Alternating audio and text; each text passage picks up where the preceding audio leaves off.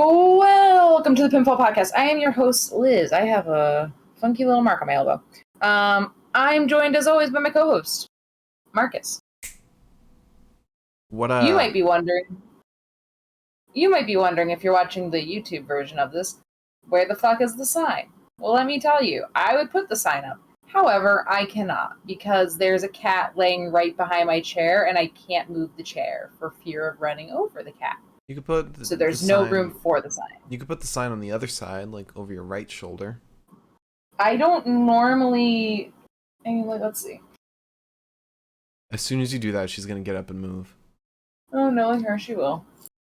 Yeah, see, the problem is that normally I'm actually quite off to the side with my chair. So there's, literally, no room for this sign to go. I also like how you said just the YouTube version of this. Like, as if the people watching on Twitch can't see us. Yeah, sorry about that. So this is AEW Dynamite, Fyter Fest week, or Fyter Fest night 3. Yeah, one more night to go, and that's Rampage. Man, this was chock full of shit. Not bad shit.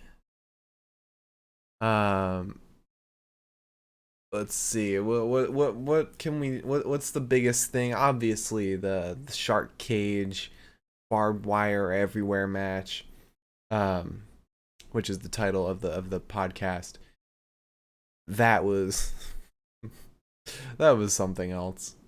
Yeah, I wish they gave it more time though. I'm tired of these matches like this, like not getting a lot of time. It had it might have had 15 minutes. Let me actually, I don't know if I ended up pausing my timer at all.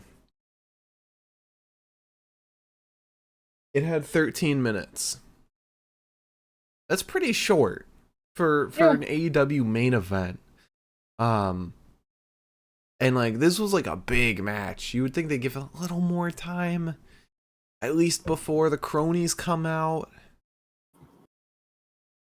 It got a little overbooked at the end, but it was fun.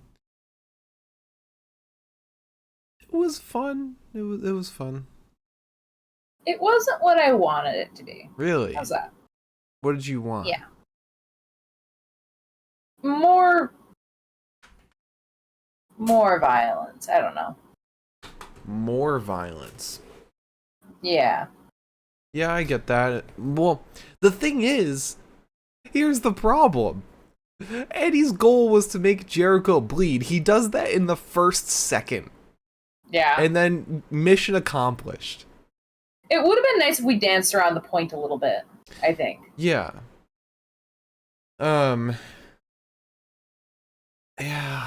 Yeah. It also feels like it didn't have a ton of impact on this feud, even though this should have been the end of it. Even though I feel like it's going to continue a little longer. You know? Yeah. Yeah. No, I know what you're talking about. Especially with Yuta versus Garcia on Saturday. I mean, their two biggest factions right now. I mean, I think where you go from here, and yeah, you're right. This is the A storyline of AEW right now. Where you go from here, if they do want to continue it, Jericho's got to go for that interim AEW title. That's the next step. Yeah. That would make sense too. Because he's taking care of Eddie. I don't know what's going to happen between Yuta and Garcia. But right now, Mox doesn't have any challengers for that title. It only makes sense that Jericho's next up. But aside from this match, the other stuff happened in the show. Another big thing, we had a little debut from a former former WWE wrestler and a WWE alumni, Two Dimes, wrestling under the name Cole Carter, which I think was his name before WWE. In WWE, he was Was he Channing Lorenzo? Was that his name? Two Dimes?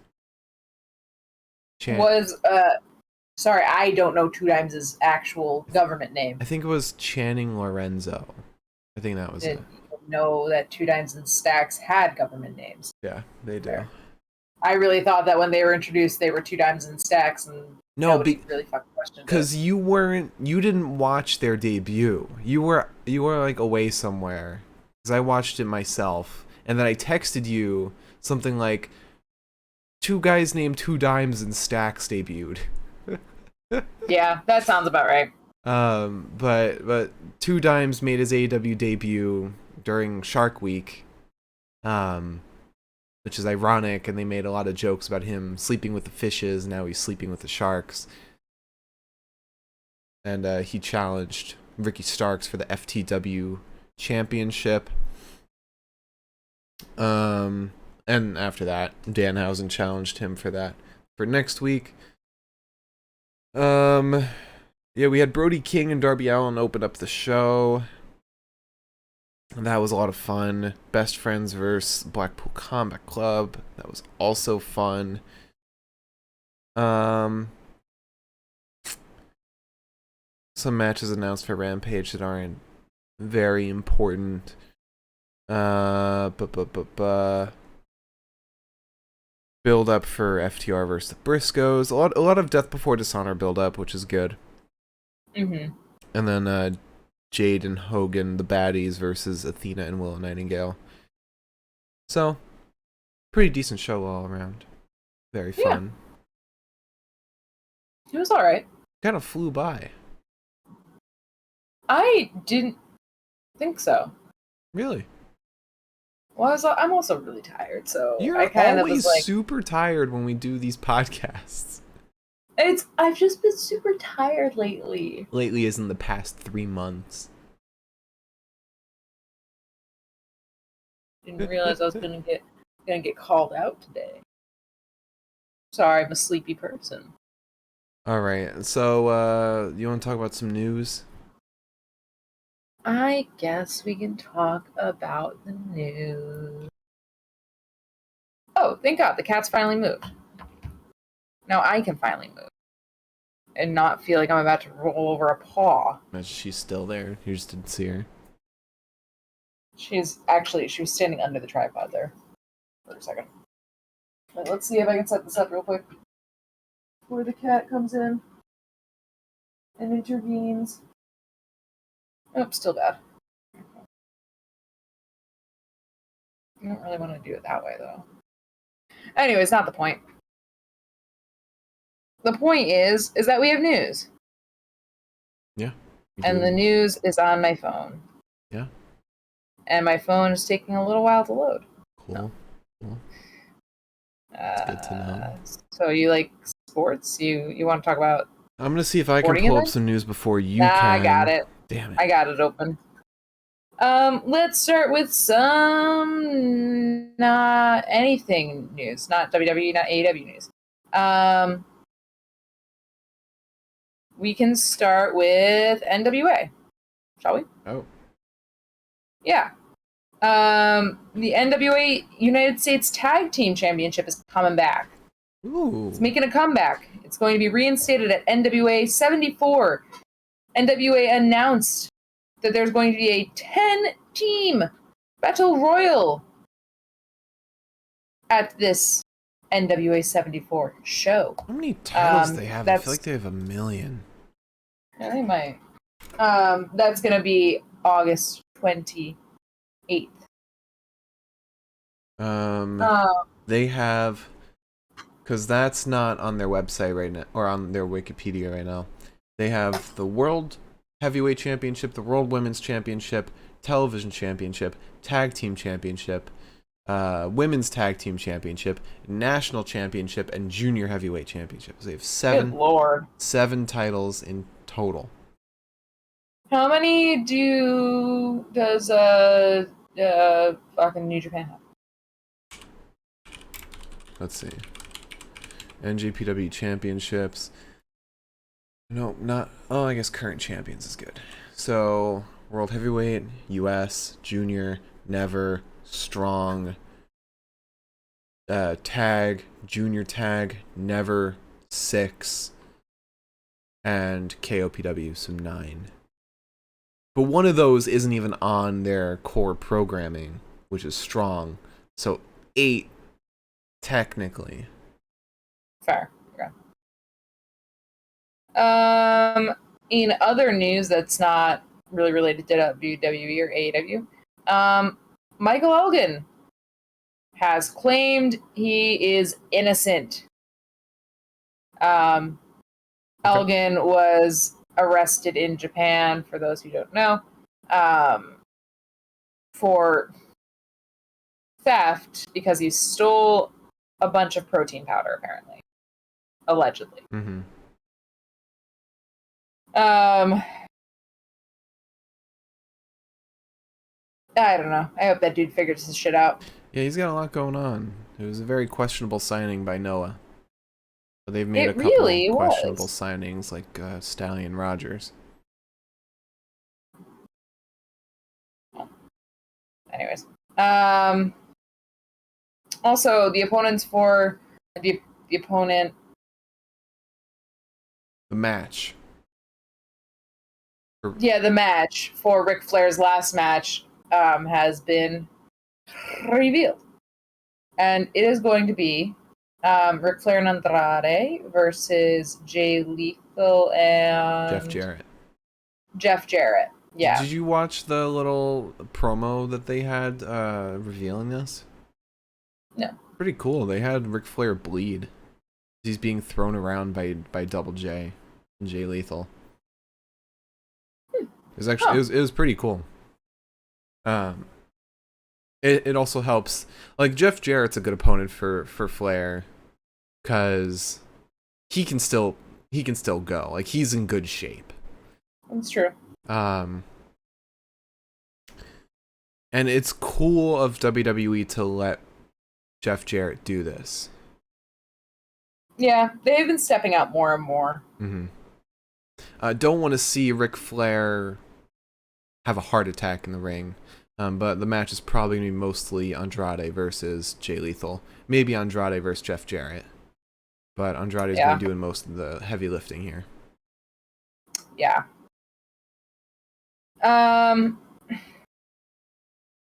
Let's talk about... Actually, to continue talking about Ric Flair's last match. Apparently a Buckhouse Battle Royal was added to the card. Ooh. For the event. I don't know what a Buckhouse Battle Royal is, but Bully Ray is the first entrant. Bunkhouse Battle Royale. Buckhouse. Buck, not bunk. I'm seeing Bunkhouse on Wrestling Observer. You know, to be fair, Wrestle Talk does fuck up a lot, so.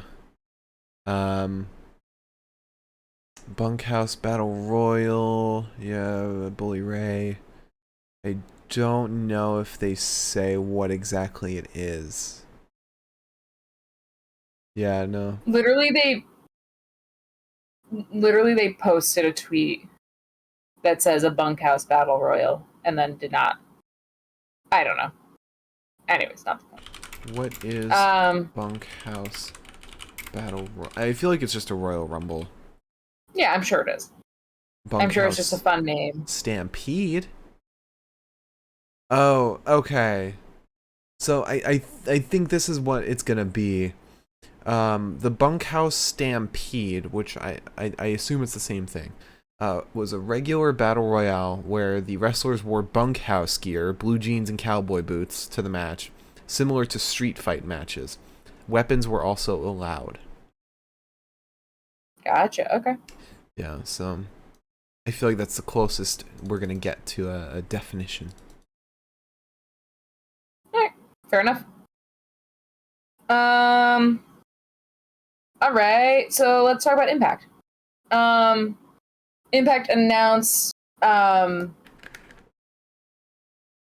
or according to Fightful, has seemingly announced that Bound for Glory, which is going to happen in October, is going to be happening in Danbury, Connecticut. So, Interesting. Apparently, they haven't been there since 2010. Wow. I feel like it's bold to book that for. If you haven't been somewhere in like 12 years, I feel like it's bold to book that as like your pay-per-view location. No, I don't think so. Apparently, according to Autumn Wind West, there was a bunkhouse brawl at Cage of Horrors earlier this month. I think, is that a GCW? No, I think that was Wrestling Revolver. Oh, okay. Or maybe it's its own. Okay, yeah, Revolver, Cage of Horrors. Interesting. Yeah, that is interesting, actually. Also, Impact announced that they're having a special November event, which is going to be called Impact Overdrive, and it looks kind of like a Fast and Furious movie. That's going to be Friday, November 18th, in your good old-fashioned Old Foresters Town Hall in Louisville, Kentucky, where they've actually had several shows, I think, semi-recently. Hope Vin Diesel shows up. Dude, that'd be fucking wild. That would be.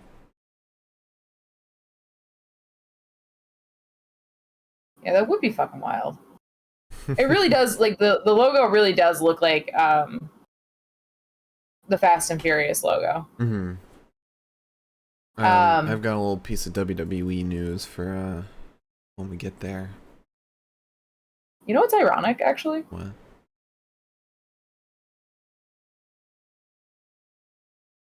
What? It's just ironic that it's happening November 18th and Paul Walker passed away on November 30th. And the fact that it does look so similar to Fast and Furious is kind of...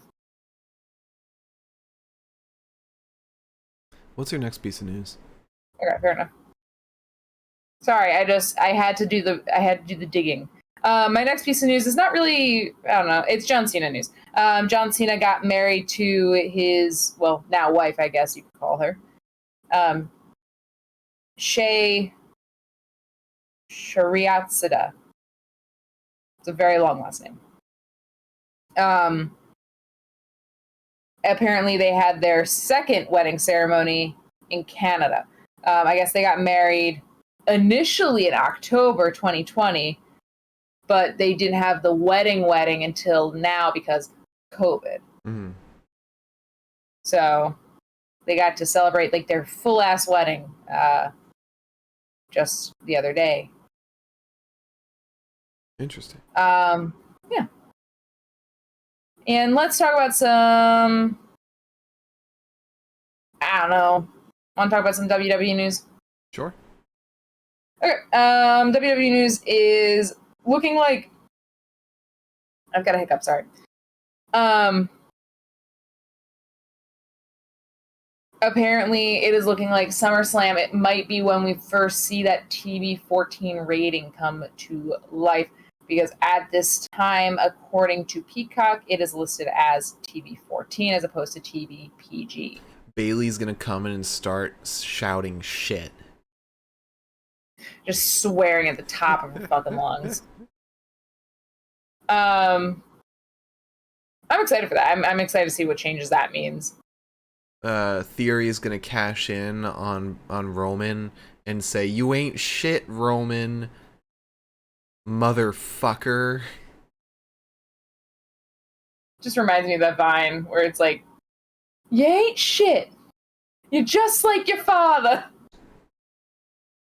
Anyways, also, it's like looking a little funky what's going to happen with the NXT Women's Tag Team Championships after last night. Because apparently, even though we didn't fucking watch the show, I did. You did end up watching it.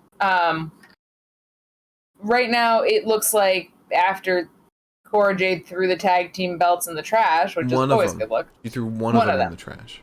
Sorry, I did know that.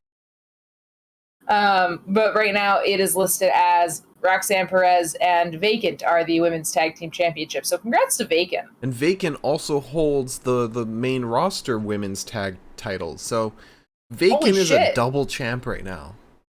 Good job, Vacant. Really, a triple champ. Vacant versus the Usos. Oh my god. For the ultimate Yep. combined titles. Um, You, since we're talking about harmonizing. NXT, can I? My news is No, related you to can't. NXT. You're not allowed to talk about that news. What Okay, news is it? it's about Axiom. Oh, okay. Never mind. I thought we were going to talk about the dyad, and I was like, I don't really want to talk about No, no, that. no, not the dyad. The dyad was revealed to be grizzled young veterans, but that's not my news. Yeah. For And those it's not that bad, but like they look like shit. Anyways. for those that watched NXT, the live version, not the Hulu version, because for even NXT, they edit down to an hour. They cut out a lot of shit. It's like a lot to do for. Okay, Cut out a whatever. whole hour. That's insane. But Axiom, formerly known as A-Kid, was revealed and came out. I think he had a match. But they showed off his entrance. Pretty cool. He was like a speed ramp kind of thing.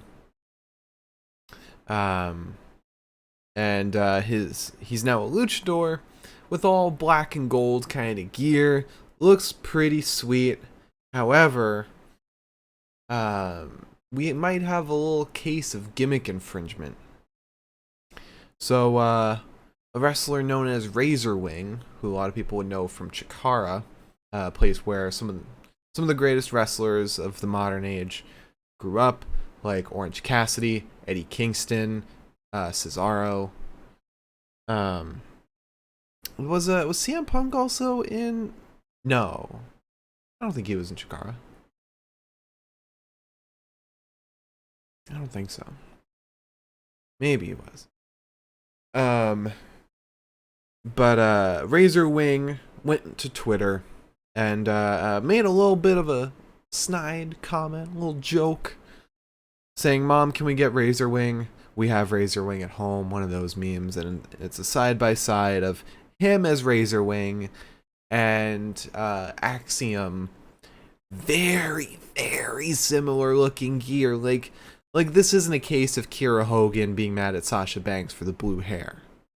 Mm-hmm. This is their gear looks almost identical, especially the mask. And even the pose too, because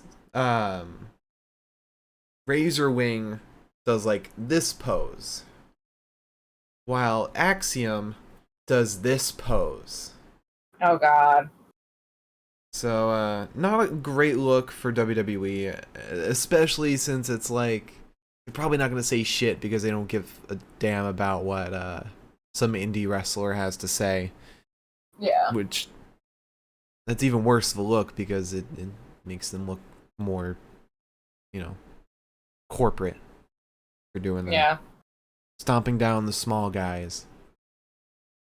I just feel bad because A-Kid was fine. Like, A-Kid was great, but I do understand why they put a mask on him. He wasn't the most charismatic on the mic. yeah, I don't know. Um, yeah. In some AEW news, some people were worried about Ray Fenix because he was limping at the end of his match against Private Party, but he is apparently fine. He rolled his ankle apparently from an atomic drop and then couldn't put weight on it, but he wrestled in Tijuana since the taping for Rampage and is not slated to miss any time, so apparently he is okay. Oh, good. Yeah. Also, in some fun news, Jade Cargill deleted her Twitter. Okay. Apparently, she's done this before. Last time she did it, she said that she was spending way too much time on social media. And you know what? Honestly, I can respect that. It's something a lot of people do need to do. I do think if you're not using your social media, like if I were not using it for business reasons, I would be off of it entirely. Yeah, I don't really use Twitter at all. I tried to kind of get back into Twitter just to like see if I was missing anything, and I wasn't. Not by a long shot. Yeah. I really don't use that much social media at all. God forbid I go on Facebook. Sometimes I have to go onto Facebook to like get to Messenger, and I'm like, feel like I'm like Patrick in the perfume store. Mm-hmm. Final piece of news tonight is Santana apparently. We've got a little bit of a timeline for that injury that he got at Blood and Guts. According to Fightful, he hurt his ACL. He had to relinquish a championship that he had for a company in Puerto Rico. He was on crutches. Told people that he was he had not yet had surgery. And now there are sources saying to Fightful that Santana is going to be out of action for 8 to 12 months. Oof, that's rough. Yeah. Man, that sucks. That sucks. Poor guy. I got one more piece of news before I move on to Dynamite. And this is going back to WWE. So according to postwrestling.com, the one of the NXT UK referees, Artemis, departed from the brand. Really? Mm-hmm. And one of the reasons she departed, she cited as being the pay. And we've talked on the show before about how NXT UK wrestlers are very much underpaid. And she said in this interview that she was offered an extension to her contract, a new 2-year deal, but the pay was going to be the same. And she turned it down, saying she had a mortgage, she couldn't pay, or she couldn't live off of that money. And she later said that apparently it's a shared thought among the talent of NXT UK that they are unsure of the pay and if they should stay on NXT UK. And the future for that brand might be a little bit up in the air because of that.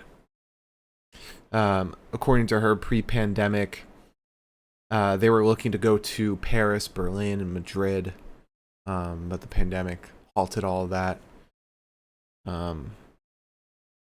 So as to what is going to happen with NXT UK now, unsure, especially now that they're crowning a new champion soon, or they already have in the tapings, but on TV it's going to be soon. It is a shame that they can't even provide living wages to these wrestlers. Even a referee who plays a crucial part in the functioning of the brand. Yeah. It really sucks. Yeah, I mean, I've heard like rumors that like they barely pay them a livable wage, if that. So, well. All right, you want to talk about some Dynamite? Yeah, let's talk about some Dynamite. All right, so we started off the match. We started off Dynamite with Brody King versus Darby Allin. This match was a ton of fun. Yeah. And Darby immediately drop kicks Brody.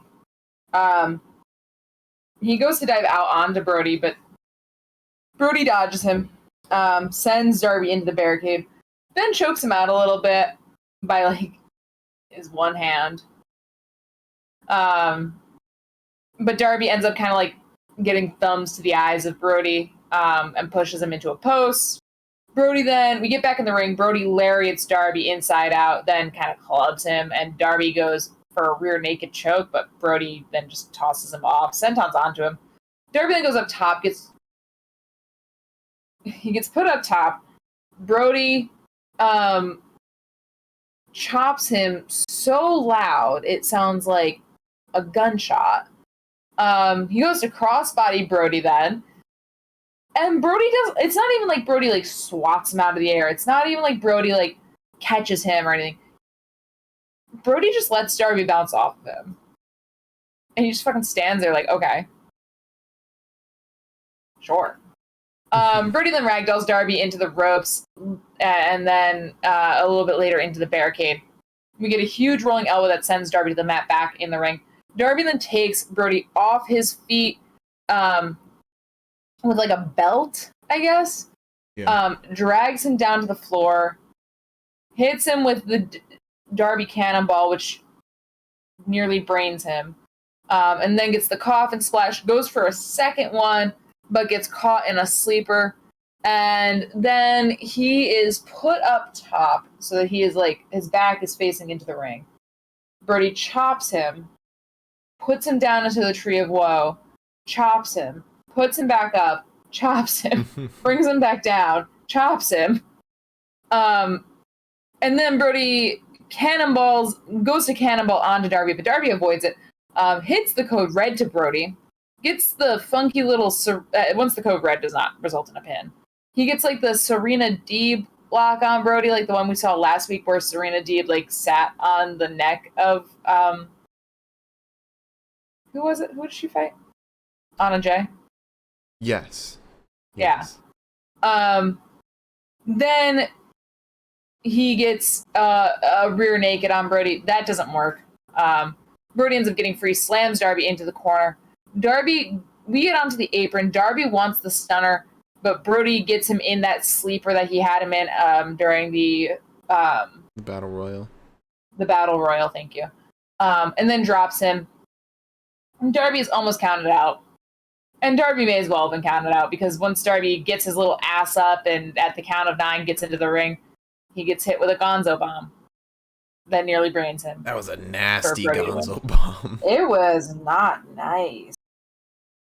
Yeah, and then after the match, Brody starts choking out Darby.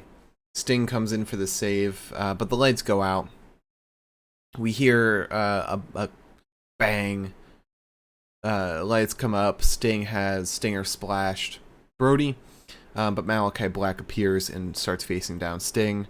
Brody sneaks up from behind and chokes Sting out, and Sting gets misted by Malachi. But Miro comes out and just has a stare down with House of Black. Previously, Miro had a promo, I think it was on Rampage, where he said he's unsure if he should fight the Pagans or join the Pagans. Personally, I wouldn't want to see him join the Pagans, because I want Miro to be his own man. Yeah. I want to see him fight fucking Brody King. That'd be a hell of a match. So after that, we had an interview with formerly known as Two Dimes, Cole Carter. He says it's been quite the journey, but then Starks and Hobbs walk in. Stark says, "You were sleeping with the fish last we saw you. Now you're sleeping with sharks. You're over here for a good reason, and I don't see that changing tonight." Cole Carter says, "Your future is going to look similar to your past, and I beat you for your FTW title tonight." Don't know what that means, but yeah, he's still rough around the edges when it comes to promos. Yeah. So then after that, we went back to the ring for Chuck Taylor and Trent Beretta, the Best Friends, versus Moxley and Yuta. Yeah, this was one of those interesting matches where it was really hard to remember who was tagged in and who wasn't. Yeah.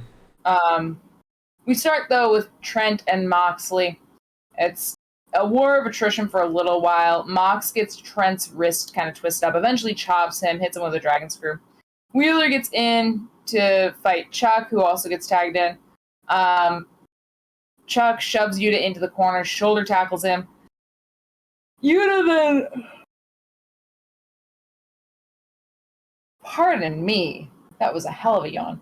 Yuta then chops Trent, who's sitting on the apron, as Chuck kind of deliberates tagging Trent in or not.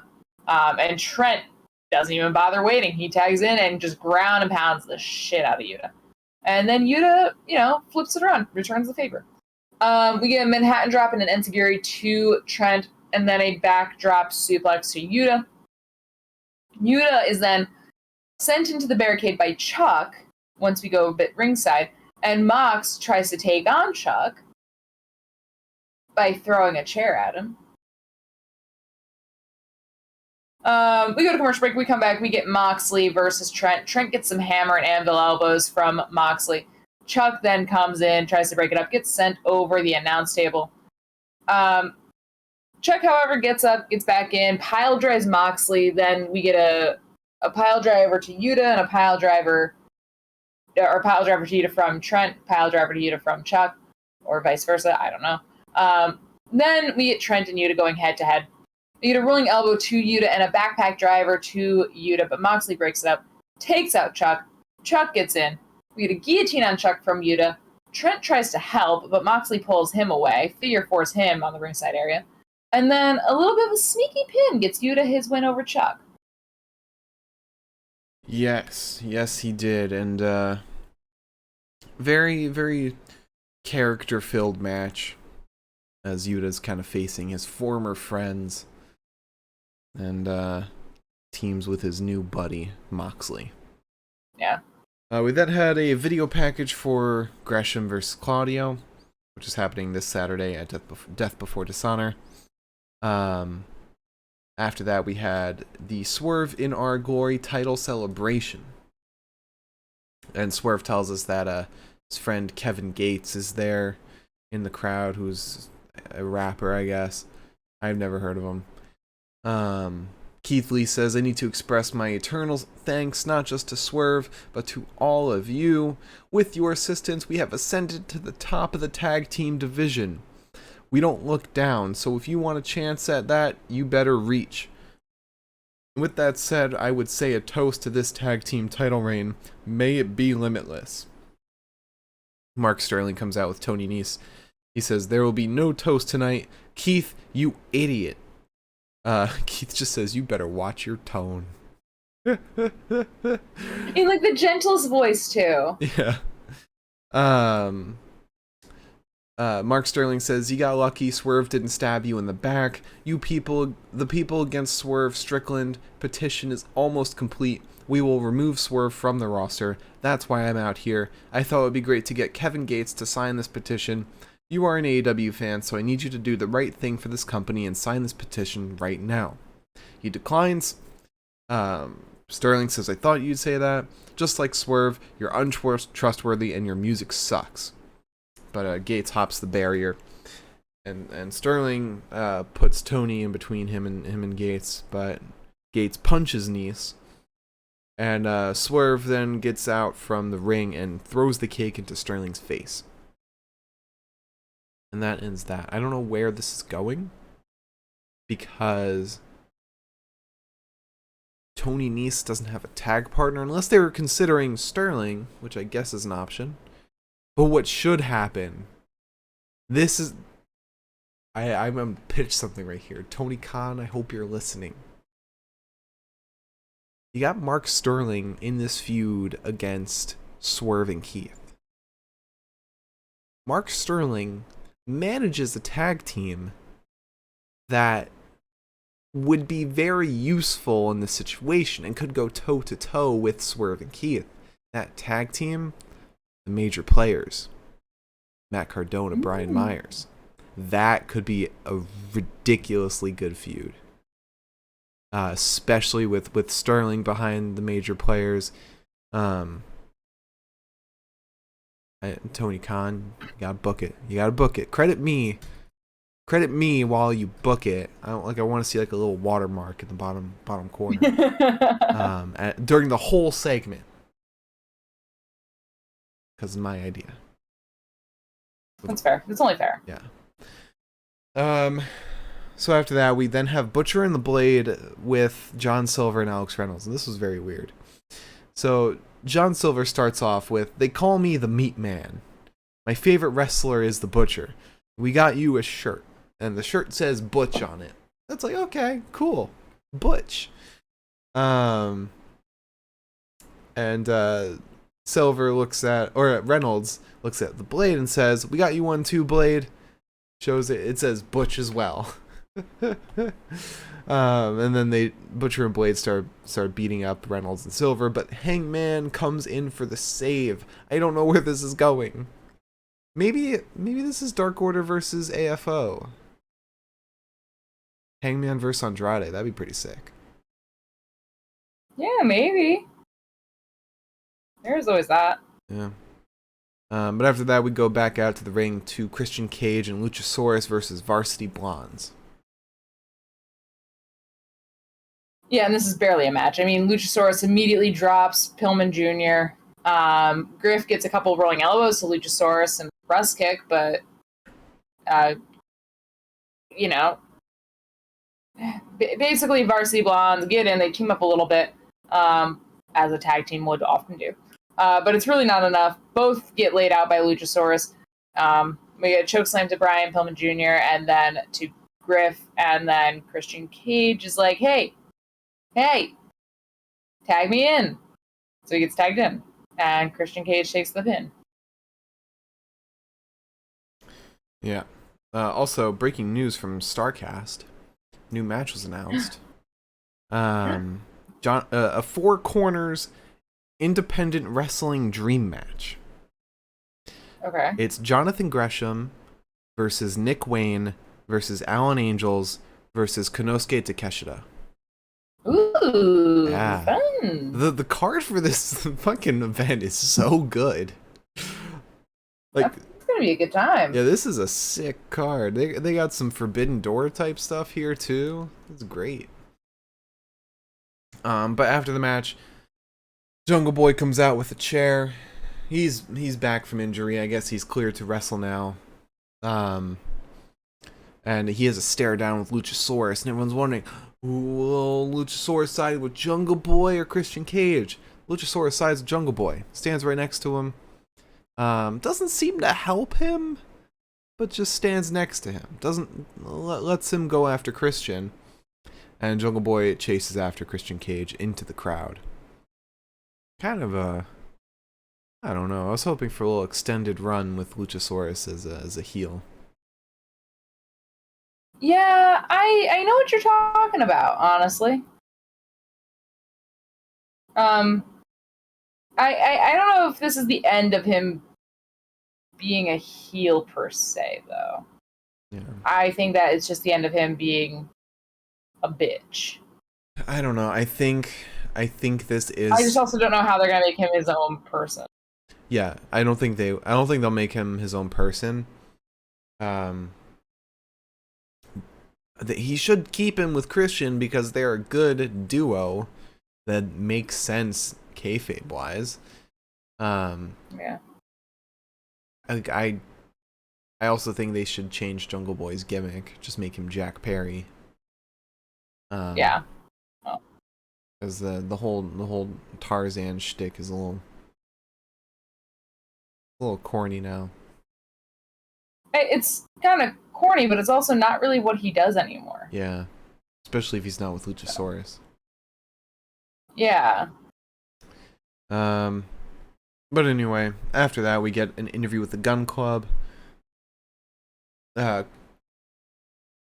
Austin Gunn says, why would we accept a match with the Acclaimed? We cut them out of our lives. I think it was Colton Gunn. I always get them confused. I think Colton Gunn. Colton is the taller older brother, and Austin is the shorter younger brother. Okay, then Colton said, why would we accept a match from the Acclaimed? We cut them out of our lives. Austin said, I'm sick of Max putting us in our raps every week. I want Max one-on-one in a rap battle. Winner picks the stipulations. What? But I'm in a rut. Starts going. He's getting some practice in. He's gonna win if he keeps going like that.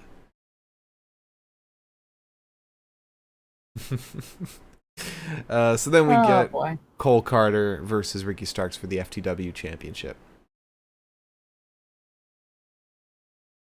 Yeah. And this was a pretty decent match for what it was.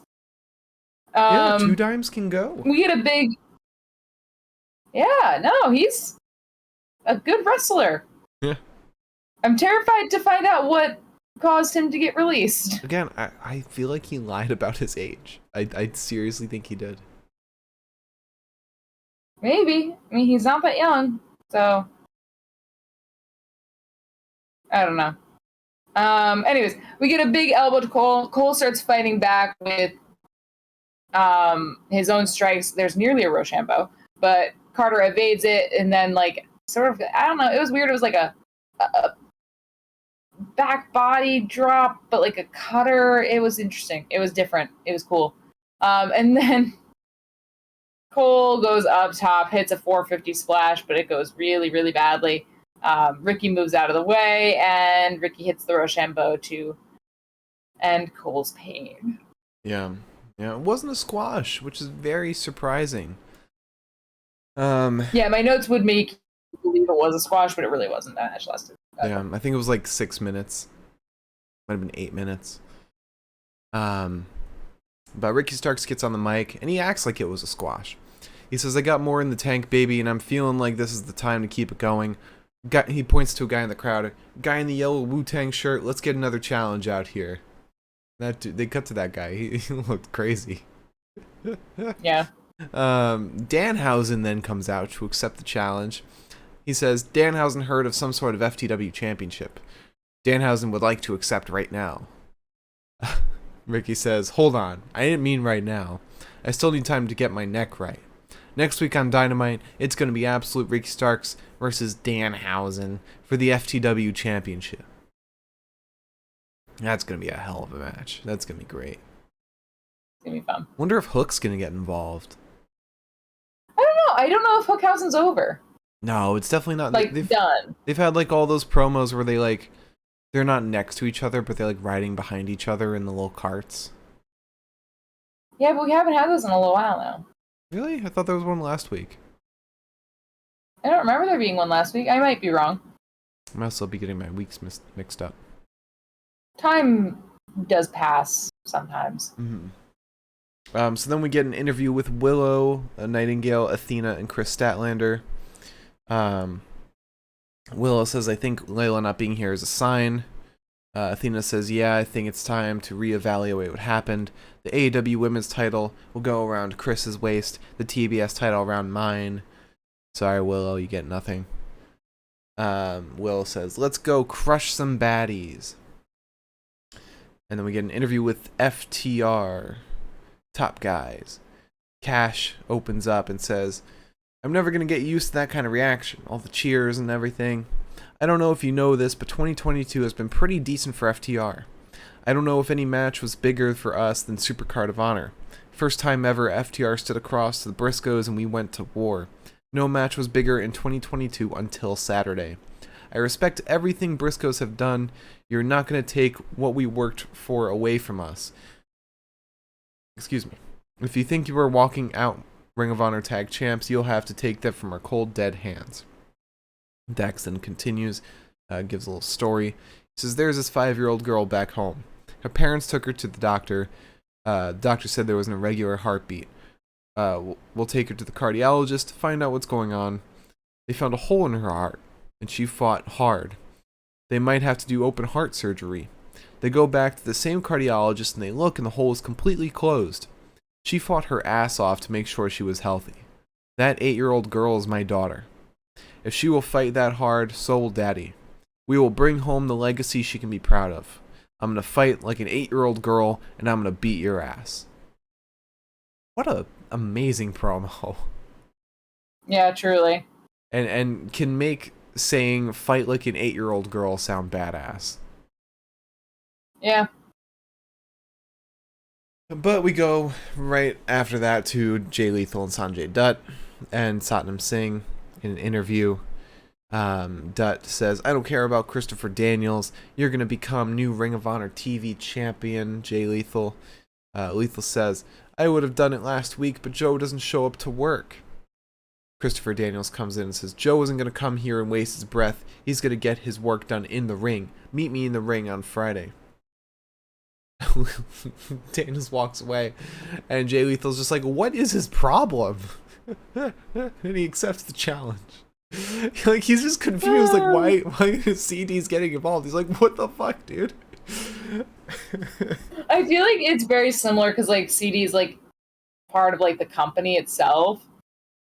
Like, as, like, an administrative role, it feels like the same as, like, you're, like, talking shit to somebody and your guidance counselor comes in and they're like, yeah, you don't, fuck you. And you're like, yeah. Like, What? this is a realistic reaction in wrestling. Because a lot of Yeah. wrestling feuds start with just, like, confrontations in the hallway.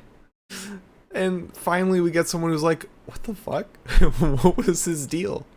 That just reminds me of the time where, like, I think it was Brian Myers turned, like, was like leaving a room, saw Matt Cardona, didn't pay attention, did a double take, and immediately like was on his ass, beating him up.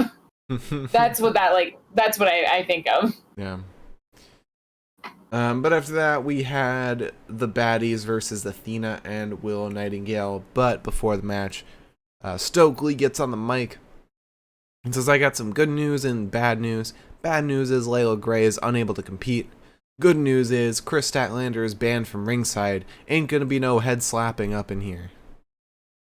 And Jade gets on the mic, says, Hot Lana, we got JD in the house. What was JD's name? Do you remember it? It was another Atlanta personality. Jermaine Dupri. Jermaine Dupri, that's it. Welcome, Adro. Good to see you. So Jade says, Baddies in the house, and we know I reside here in Atlanta. I'm gonna show you how I'm that bitch, how I've been that bitch, and how I'm always that bitch. And then we start the match. And Jade starts the match, but quickly tags out. Kiera goes head to head with Athena. Athena gets a couple arm drag, gets a nasty fist across the face to Kiera. Willow gets in, she slams Kiera, gets Athena back in. Kiera receives. Well, Willow picks up Athena and drops her on Kiera, basically. Athena then takes Jade out from the apron. Willow sentons both Kiera and Jade off the apron, or from the apron to ringside. And then Athena crossbodies them. We get a spinebuster to Kiera from Willow. Jade finally comes in. She breaks the cover. And then we get Jade versus Athena. They kind of dodge each other for a little while until a thrust kick like realigns Athena's jaw. And Jade then catches Athena as Athena goes for a crossbody off the top rope. Hits her with the fallaway slam, only for Athena to kip up as Jade's kind of vamping to the crowd. Then Athena kind of gets like a pop-up Meteora, for lack of a better word, to Jade. Jade kicks Athena into the steps, though, and Athena, like, I actually was kind of nervous, because Athena, like, gets kicked into them and just goes head first in the steps. Kind of conks herself a little bit. And then Jade gets in against Willow. We get an inside cradle and a powerbomb of sorts. There's no pin, but she then gets the Jaded to win. And we did not see Athena again, I don't think. No, I don't think so. Yeah, so I hope she's okay. It looked nasty. It may have just been like the angle and the quickness of the camera or something, but it looked nasty. Yeah. Then we get an interview with Thunderstorm. Thunder Rosa says, I know you are the best of the East, Miyu Yamashita. And you are what everyone says, best in Japan. She starts talking in Spanish and then Japanese. And then we get Britt and Jamie Hayter walking in. Britt says, we need less Thunder Rosa promos. Good luck in your match, though. Just kidding, I hope you lose again. Let's give the people what they want. Jamie Hayter and Britt Baker. I think they're going to be on Rampage or something. Yeah. And then, finally, the main event. Barbed wire everywhere match with JAS, except Sammy Guevara suspended in a shark cage. Don't know why Sammy wasn't suspended. Like this... The worst part, though, was that I straight up didn't even think, oh, Sammy's not there. I was just like, well, there they are. Yeah.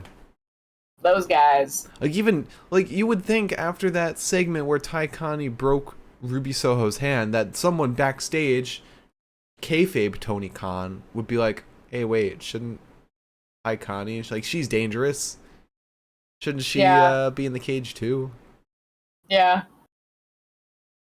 I don't know. But yeah, Eddie Kingston versus Chris Jericho. It was fun. I thought it was fun. It was alright. I give props to Jericho for doing matches like this at his age. I don't like giving props to Jericho ever. So Eddie ends up using the mic to attack Jericho. Mind you, the mic is wrapped in barbed wire. Because there's literally barbed wire everywhere. Literally everywhere. So he uses the mic to attack Jericho. Jericho immediately bleeds. Eddie ends up pushing Jericho towards the timekeeper's table and gets a barbed wired ring bell to the head. But he then slams Jericho's head into a barbed wire table. He then sends Jericho, once we get back in the ring, into some barbed wired ropes. Goes back to the ropes a second time and kind of gouges at Jericho. We then get a barbed wire chair to the back of Jericho, and Eddie swings that motherfucker. And remember that Eddie swung that motherfucker, because we will come back to this. We then go up top. Eddie gets Hurricane Rana into a barbed wire table from the top rope. Jericho gets sent into the barbed wire ropes again, and Eddie is bloody now. He drops Jericho onto the ropes, like, kind of crotch first as well. Then goes to set up a barbed wire table in the ringside area. We go to the apron. We're fighting on the apron. Eddie then suplexes Jericho from the apron onto the table, and then Ty comes out. And Ty attacks Ruby. And then Anna Jay comes out, and Anna Jay is like, Ty, don't do that. That's mean. Just kidding. Fuck you, Ruby. And then beats up Ruby as well.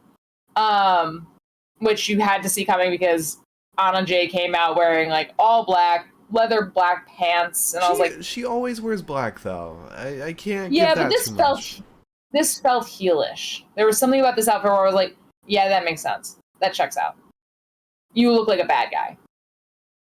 Like, this is like the sexy female equivalent of the like evil villains, like black turtleneck, like, yeah, kind of shit.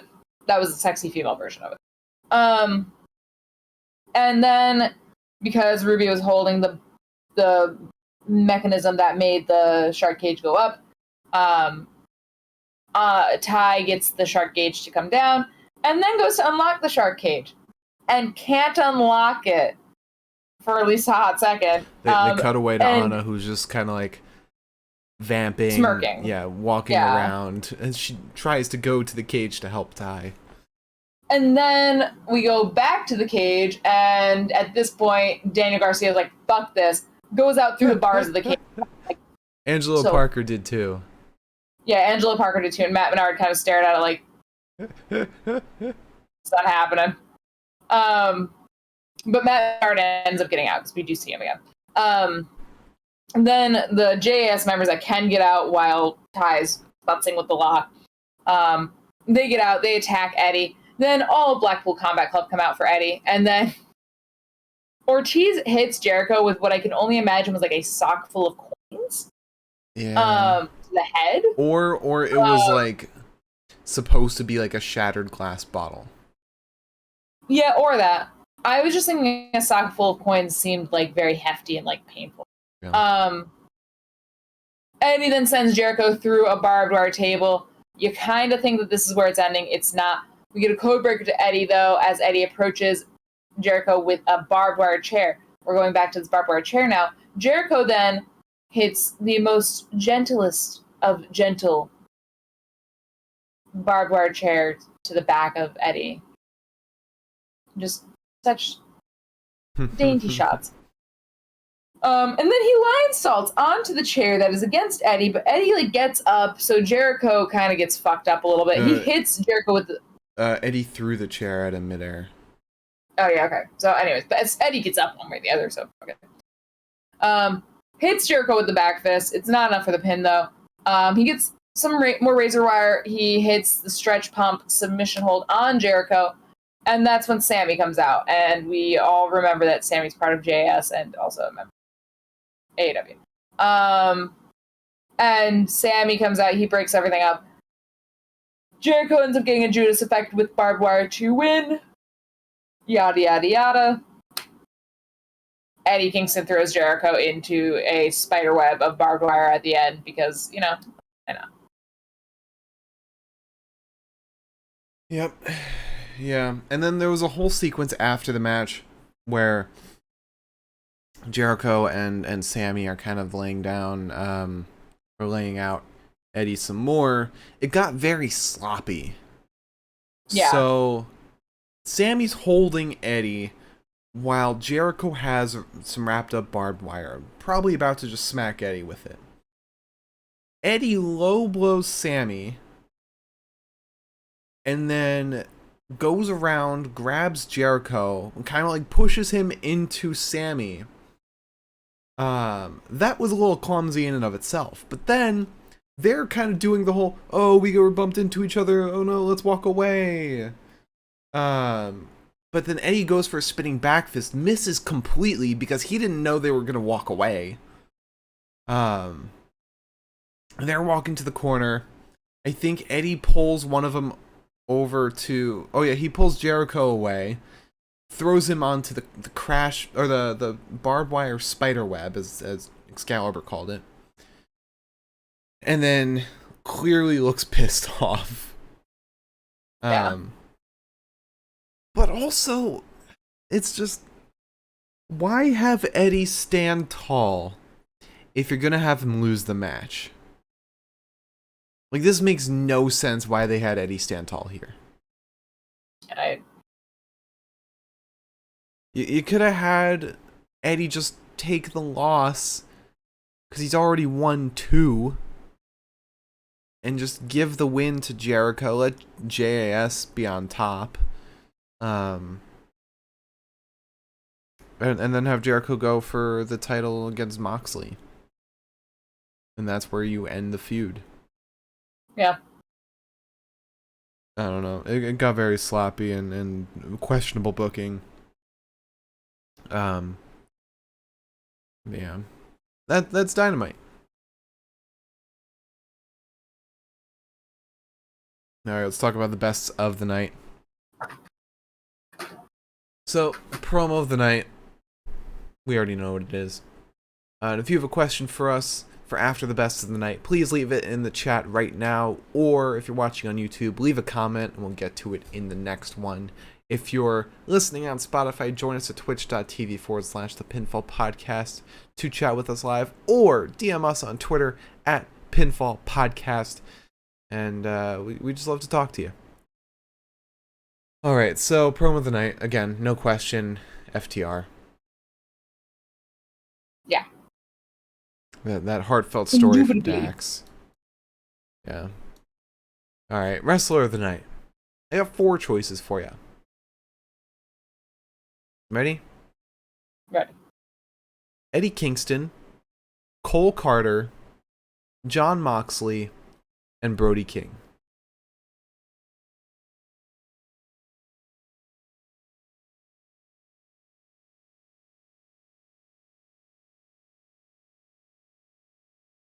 I'm gonna give it to Brody. I really liked Brody. Brody, oh, interesting choice. Okay.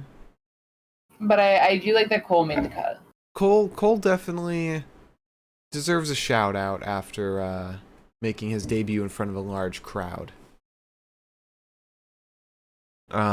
Personally, I probably would have given it to Moxley, but I'll give it to Brody. Brody was really good. All right, let's talk about match of the night. Match of the night. Where is it? Okay. You know what? I'm torn between a couple.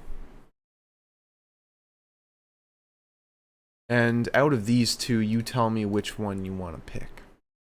Okay. So Brody King versus Darby Allin, or Best Friends versus Yuta and Moxley? Brody King versus Darby Allin. Okay. I didn't think you would pick that one, but alright. Cool. So those are our best of the night for this week's Dynamite. You want to answer some questions? I'll answer a question. Alright, well, you got 2 here so far. Adro asked, other than wrestling, what kind of things do y'all like to do? Well, you answer first. What do I like to do? Like embroidery. I do like embroidery. Like I baseball. have. I've got this. This is my embroidery. It's not done, but it's two birds sitting on some cherry blossom. I like watching soccer. This feels like a show and tell. Yeah. Um, You got all I your like stuff right watching there. soccer. Like I like baseball. watching baseball. There you go. I like cooking. I like baking. I write a lot. This feels like you're Those are the doing things one that of I those college icebreakers. yeah, those are all the things I like to do, though. Okay. Let's see. And besides wrestling, I'm a big movie fan. I review movies on Letterboxd. I have a whole ass list of all the movies I've watched. Love to edit videos. I literally edit all of the UPF videos, which you can check out at upfworld.com. New episode released last week. I was waiting for that. Yeah. Love video games. Love baseball too. I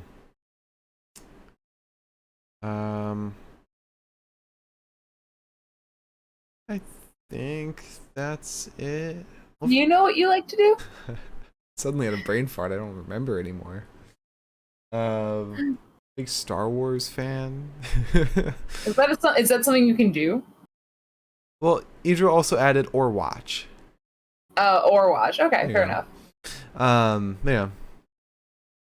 Love creating things. Yeah, 9 times out of 10, as far as watching things is concerned, if I'm not watching wrestling, I'm watching baseball, and if I'm not watching baseball, I'm watching soccer, and if I'm not watching soccer, I'm probably watching a soccer documentary. Okay. I have a one-track mind, and it's sports. Unfortunately. Or Better Call Saul. Yeah, we've been watching that. Amazing show. Idra Traumatizing. Idro also asked favorite late night snack. For some reason, I thought you were gonna say favorite last name, and I was like, "Oh fuck!" Now I gotta think of all the last names. I was like, "That's a loaded question." Favorite. Why would it not snack? be your own?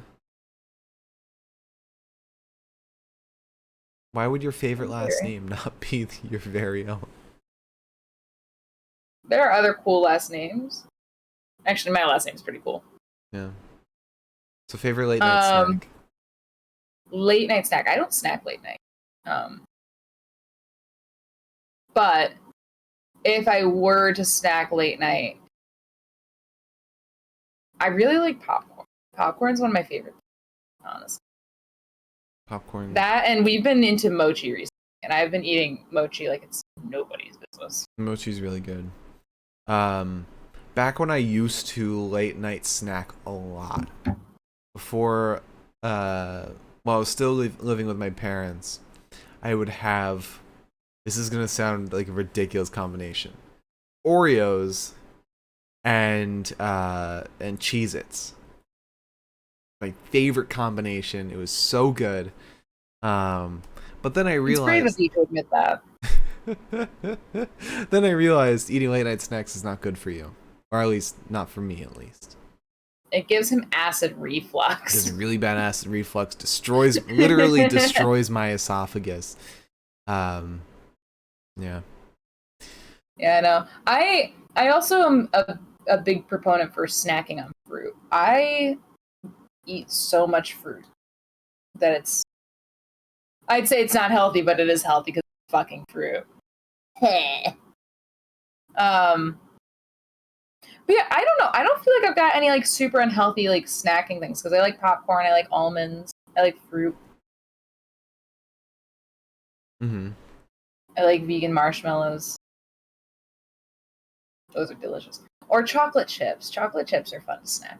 Yeah. Miriam asks, do you guys have a favorite wrestler Twitch streamer? I think I'm pretty basic. I really like Adam Cole. I love watching him. I think he's funny. And he's also like very sweet. Yeah. So it's like If I'm ever like having like a really down day and I'm like, man, I need like some pure concentrated sunshine, I'm like, oh, Adam Cole is streaming.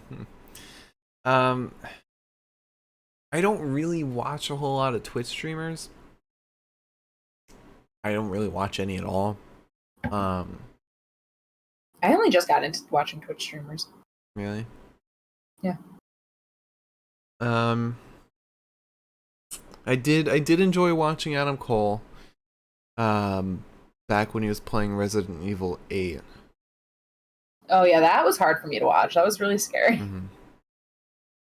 Mm-hmm. But my favorite, oh god.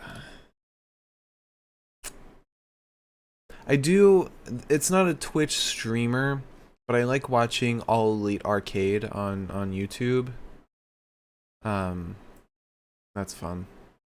It's kind of like Up Down Downs, or the AEW version of Up Down Down.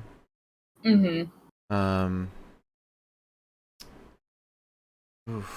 me see. I'm gonna give you an answer real fast. I really want to watch Orange Cassidy streams because I've heard good things about them. I cannot imagine that that's too interesting. I'm not usually watching Twitch streams though for like shock factor or anything like, or like excitement. Fair. Because 9 times out of 10, if I'm watching a Twitch stream, I'm doing something else at the same time. Fair. So I just like listening to people talk. I don't want to be alone with my thoughts for too long. Two of my favorites are probably either Matt Raywalt, he's fun to watch, or Dakota Kai. Those are probably my two favorite, unless any more, as I see any more pop up on our follows. No, yeah, that's it. I think that's fair. All right, that's all the questions we got. Liz, would you like to close out the show? Yeah, I want to remind y'all that I still have this dapper gentleman with them DSLs on. You're disrespecting the prediction trophy. Look at that. Look at his little hat tilted to the side. Like, this is a man. You know what? Tomorrow we're placing our predictions for Death Before Dishonor.